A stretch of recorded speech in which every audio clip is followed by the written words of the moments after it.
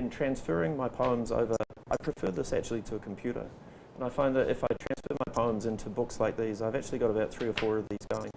And I'm hoping that these will be things that my kids treasure and value, and they become collections that are, that are relevant. They've got little notes and scribbles. Half of them are filled with their drawings and their. Yes, when does the visual element come in?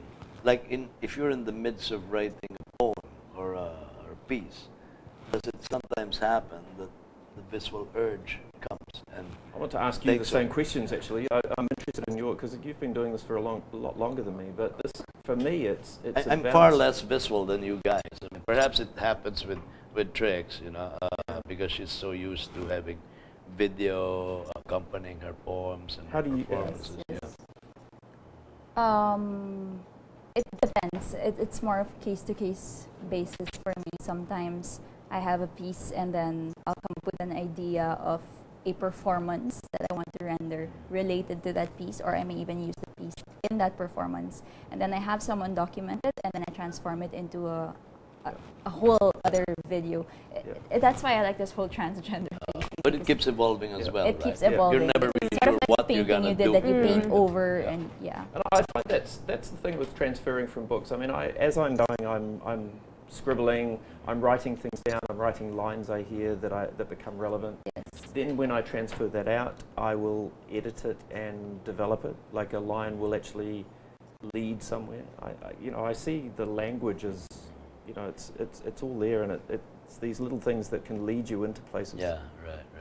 We had an hour waiting here before we came on to do this. I'm never afraid now of time. I can always fill it with playing with the words and drawing things I see. Very good. I think I should adapt that as well, as a healer or to cure against my impatience. I'm very impatient when I'm standing in a queue or expecting some bureaucratic process to transpire before me the way you want it. You need to get yourself a notebook. Get a notebook. Right. In this country, you need a notepad. Yeah. Look, and I'm actually if there's one mission I'm on, yellow lion pad. I want to see a world filled with people making their own notes, because I actually think it's a beautiful way to pass the time, and to it does allow you to think through things. I think. Yeah, I mean, That's I think right. that whole self-reflection, self-examination, as artists you have the time to do it, but most people don't often have the time, and this is a good way to make the time to. I think in any poet's case too, I think to capture those. Do you write down your ideas, or how do you write it's something like that, because I've always been taught, early on, that poetry, it's important to create the image, right? So that's how visual we go. Visual here, you're transforming the visual element into language, right? Into the metaphor, into the simile. But I'd like to expand and, try to do your, what you guys do, where the image is actually extraneous and yet part of the whole process of creating. But I'd rather not take away from your time. I'd like to, let's hear you one more time, and perhaps we can have a finale to close the program. One more piece. You can just, go on with a piece, whether it's Our written finale down is or closing the program, so something. we should say goodbye already. Yes, we were saying goodbye, and we were having We're saying goodbye, Tony and render thank a final reading. Okay. Well, I will sit for this one. Okay, And great. This is a piece that the show is named after, and it's called "You Are the Drug." Ah, yes. You are the drug. I am the slug who feeds on the flood of serotonin to my brain every time I feel like crying or wetting myself between the eyes of what is and is not lies. You are the slug.